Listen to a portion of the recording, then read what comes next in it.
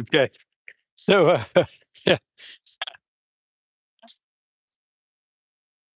he was teasing his older brother. He might get his ass whooped here live.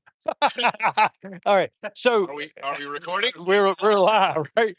So, what we're going to do if you're working with yourself today, I'm going to try to explain it in different ways. Scott had brought up earlier about the more of a physiological, clinical sort of term called proprioception, which is your ability for your mind to know where you are in space and where where not just where you are but where you are moving in space as well. It can be very dynamic or very simple. There's a reason proprioception is used as part of a test for intoxication, right?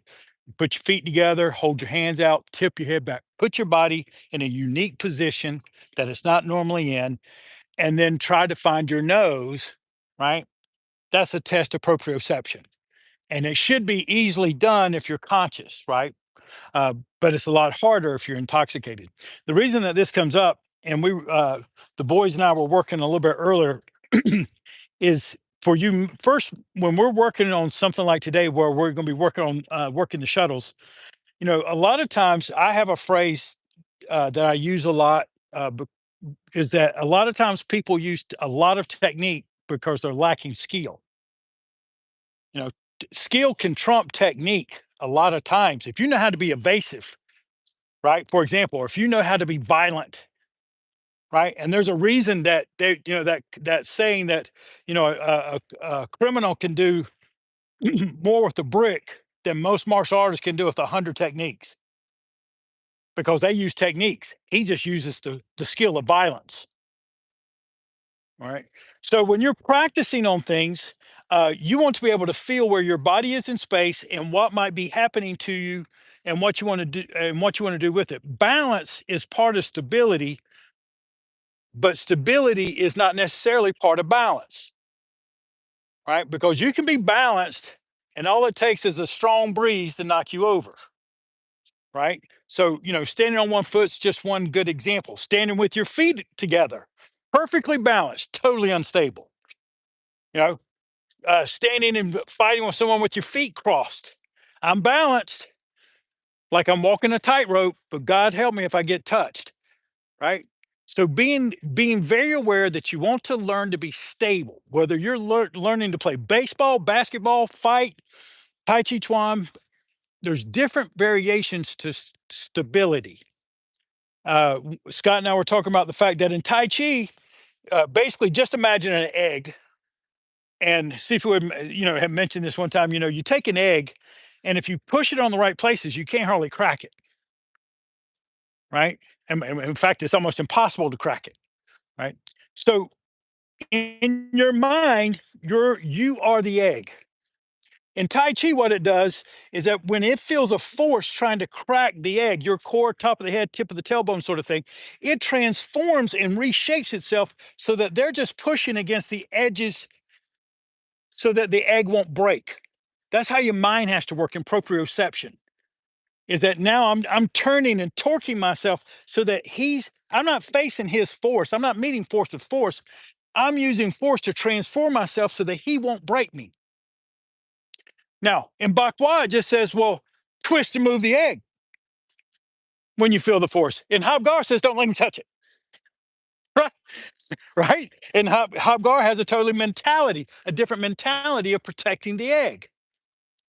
And each one's valid, but you're not going to stand here like this and protect the egg, right? Because sometimes what will happen is, yes, you might if protect the egg if we played the movie dance, right? Just stay right there, and we're gonna fight swords, right, all day long, right? Sleep, right?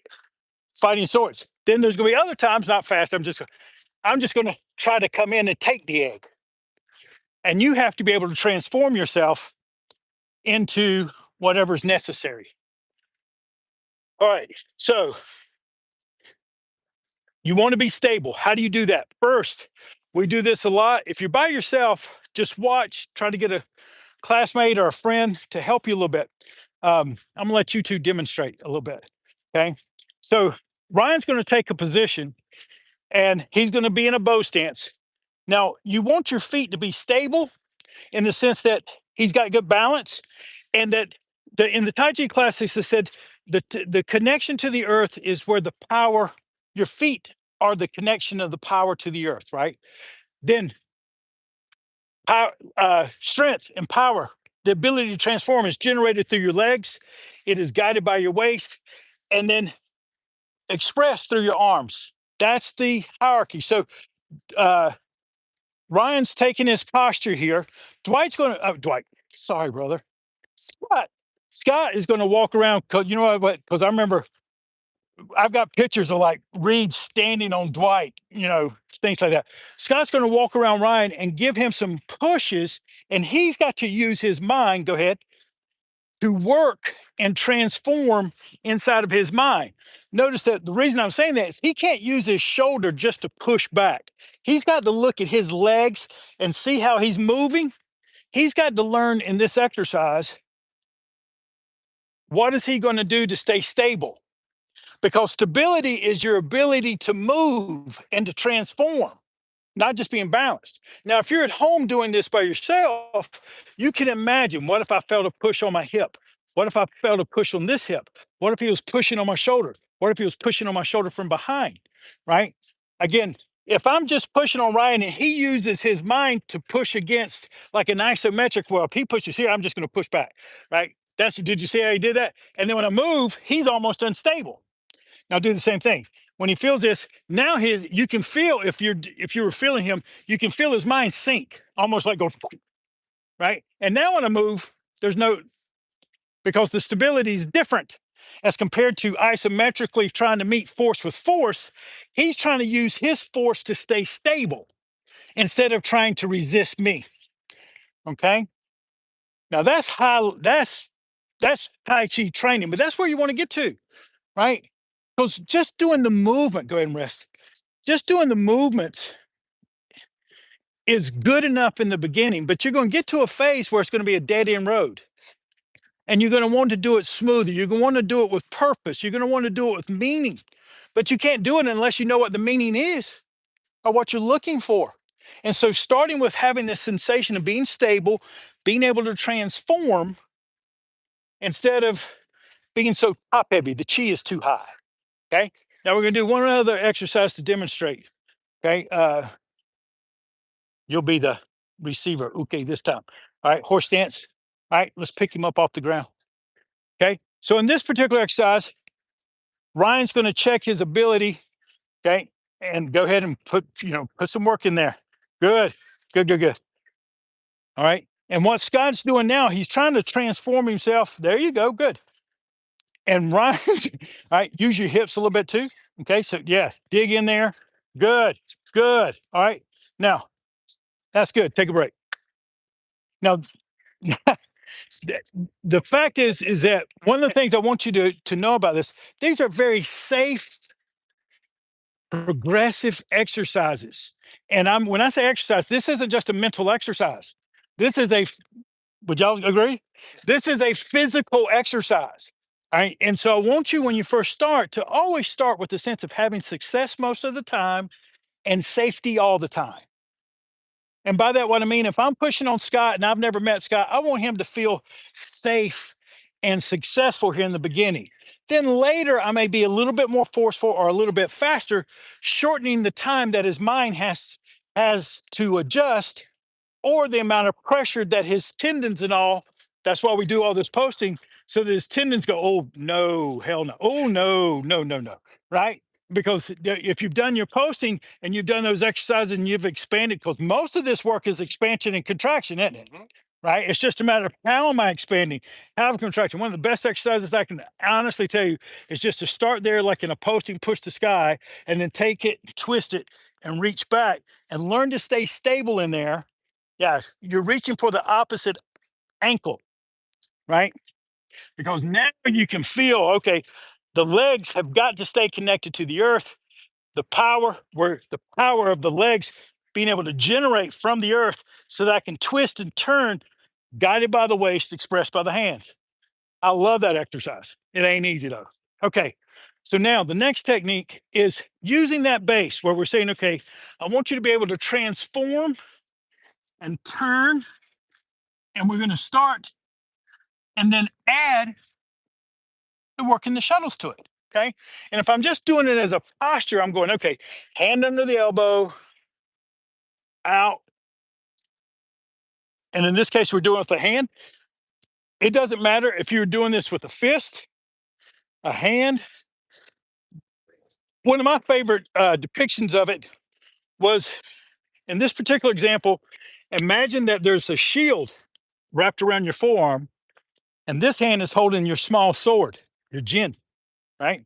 And as you feel this, you're not trying to lift the other guy's coming at you. Come at me. Yeah. I'm not just trying to lift up his hand. What I'm trying to do is turn. And as I turn, and notice how the transformation is here's the pressure. I'm turning up, transforming, and then delivering my own blow as his is coming out. Okay.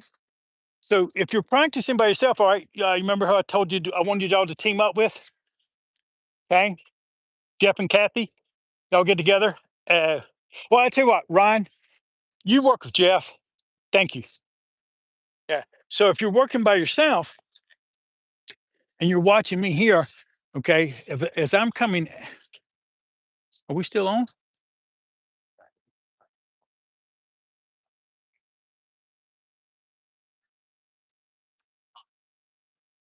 Okay. It looks like we got a thing. All right. Well, I'm going to try to go with this anyway. If you can't see me or hear me, I apologize, but it looks like it's still working. Yep. Okay. Um, if you're working on working the shuttles, first part of that technique is to have a hand on your elbow, which is almost like a trapping action. Okay. And to have it coming across, lift, and instead of pushing out and away like you're blocking, imagine that once it makes contact, the rotation of your waist and core is what comes through. I'm going to show you this way. Okay. So I'm under, almost like a parry, get underneath it, and then out. Okay. So one, two, three. Hand on the elbow. By the time hands on the elbow, you can practice different ways. I like to sometimes imagine, okay, here it's coming at me. One, two, now I'm under it. I'm going to parry and turn. It's just one way for us to think about it.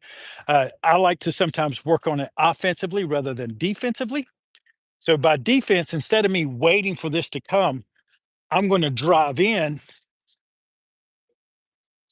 whatever it is and use this action as my entering action in here and try to strike ready to shift into the next ones. So in that case, what I was doing is I'm moving with the understanding I'm probably not going to get him on that first one, but I'm going to turn right into the second. And that's why a lot of times in the form, in that particular technique, you'll find that they'll do it in a zigzag. So it's one, two, three. And then other times you'll actually turn and use it a little bit more as a throw. Okay. I'm going to look around for a minute.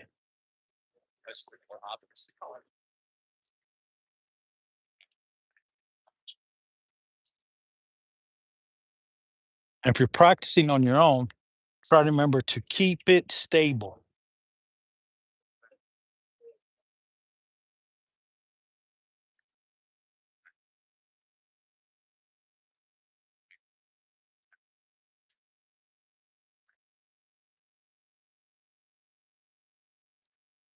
Well, looks like we got stuck.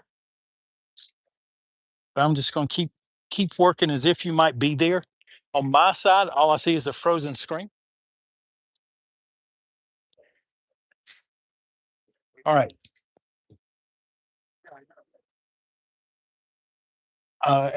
We were talking about earlier too, you can practice this coming in, for example, like an intercept, and you're turning, and my hands up in the shoulder. And then when I feel him coming around the other way, I want to take and then practice into more of a throwing action where the footwork is going to take, like we do in a lot of throws or turns is I'm going to step back at a 90 and get myself a rotation. In the Chinese martial arts, in the Tai Chi Chuan particularly, they have sets of patterns called the diamond stepping. And the diamond stepping is to the corners, and it's usually when you're practicing your throws. Okay. All right. Let's take a quick moment. Any questions so far? Making progress? All right, then continue. Go ahead and just, yeah, keep working. Yeah. Okay. If you're working this online, I like to practice, walking it.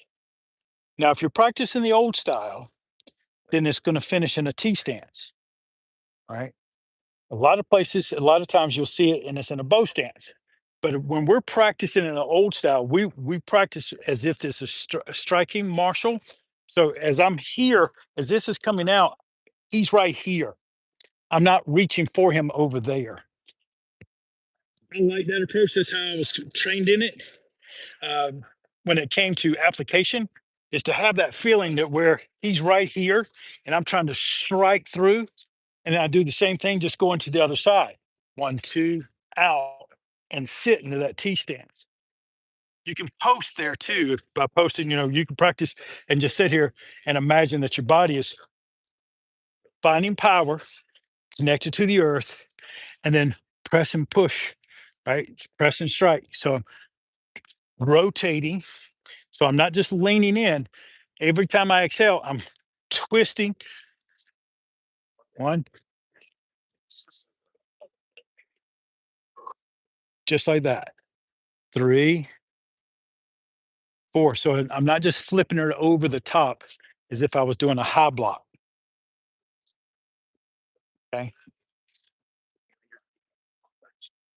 Come here, Bob. Let me make some adjustments. You and Bader. Do the same thing. Okay. So, yep. Okay. Except this time, turn this way. Good. All right. Now do the same thing. Take your time.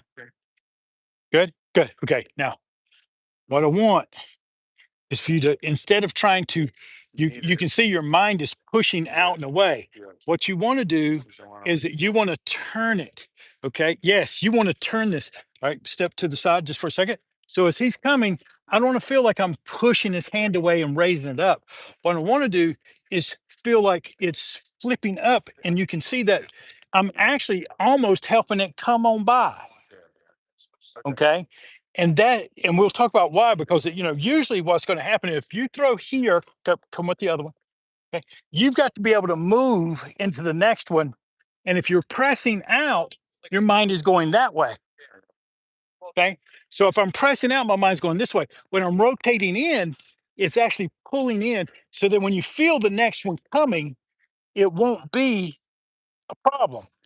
Your mind won't have so much distance in it.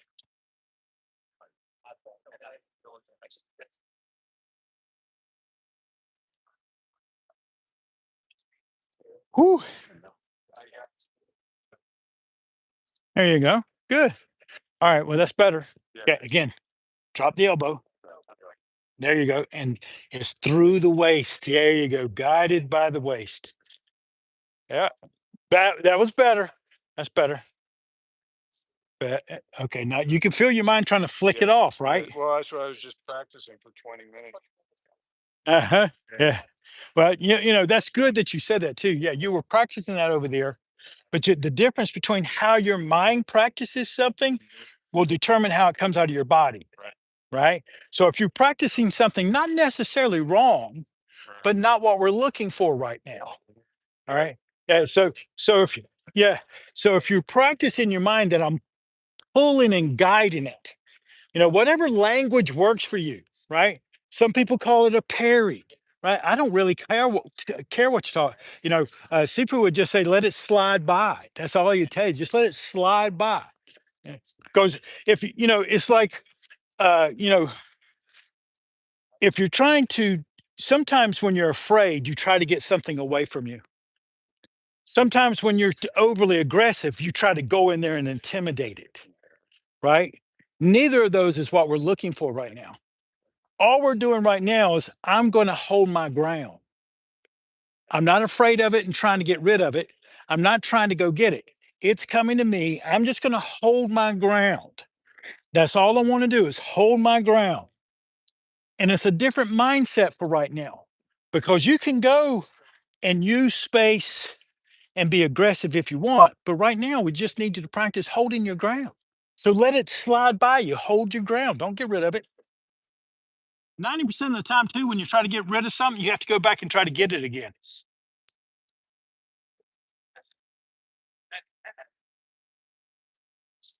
Okay. All right. Thank you all if you're still there. Yep. One, and under the elbow, out. Under the elbow. There's that trapping action. Out. There's that trapping action under.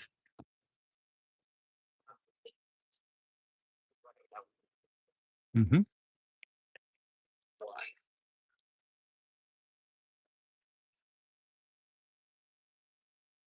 Okay. All right. Let's bring it together. We'll get ready to close this down. Okay. All right. What were the main observations? What were some of the things you observed about yourself or your classmate or whoever you were working with? Yes, sir. At first go, you could feel upper body resistance. Mm. Once Zach figured out, Okay, so if you couldn't hear Scott, he said that when he first started working on Zach, Zach was basically defending himself with muscularity and tension up through the upper body, and then once his mind changed, then he was able to generate the power and sturdiness through his legs. And what's so important about that is that the technique that Zach just developed was invisible, right? Sifu Chin would tell us all this time, the real kung fu you can't see. And the point of that being is that Scott could feel that Zach changed, but he couldn't see how Zach changed because Zach did that inside of himself. It's not visible where we can see it, but you can feel, oh, he just made an adjustment. What that was, how he said it to himself, who gives a crap, right? What matters is message received, right? I understand myself better. Zach doesn't understand Scott any better. He understands his core, his stability. That's the real kung fu. And it's not magic, it's a matter of going, it happens to every athlete or anybody else. You have to go through the processes to know yourself first. And then you can better transform into other things. In this case, we were trying to transform just using working the shuttles as a technique and expression to try to maintain that stability. How'd you do, Jeff?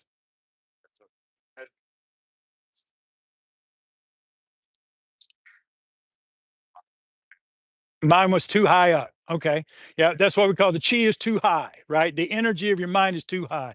All right. And Abe, Kathy, how did y'all do? A challenge? Yeah, okay, good. And it should be a challenge. I was telling the boys earlier, whenever you practice, if you have a classmate, and I may have said this earlier, but practice with the idea that you're going to be successful and stable so that you feel good about the practice and then progressively get a little stronger, a little more challenging as you go along. Okay. Um, let's just finish with a couple of minutes of posting.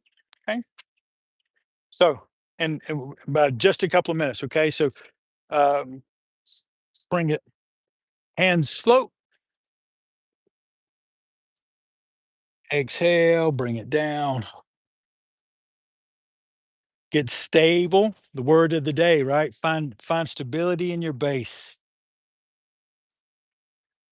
A lot of times I like to start the exercise by just simply, as I exhale, squeeze my toes and my heels into the earth as if I was like I was a hawk grabbing hold of a branch.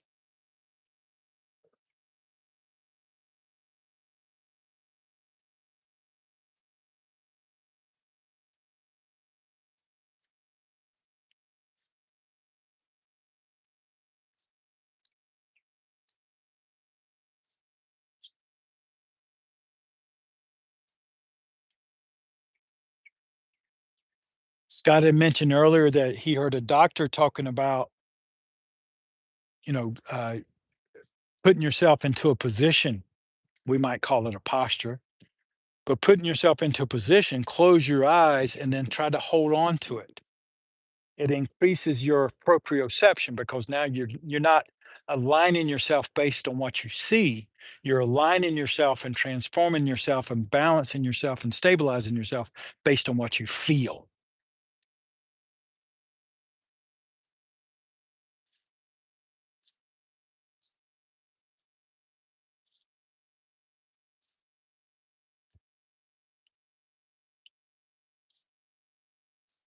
If you'd like to take this to a physical act, we do the exercise where you breathe in and rock back toward your heels, and then exhale to the balls of your feet. Back and forth, we'll say about 5 more times.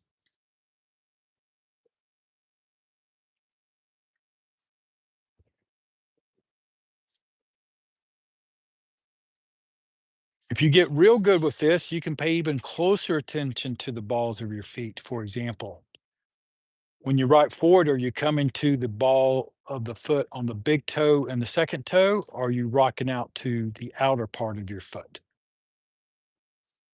Neither's wrong nor right, but you'll usually notice you'll do one or the other. You want to be able to do both.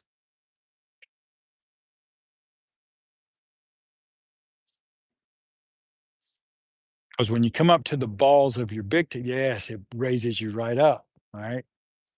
When you come out to the smaller toes, then when you try to raise up, you'll feel your legs flaring. Yep. Things like that. It's a little detail, but it makes a big difference.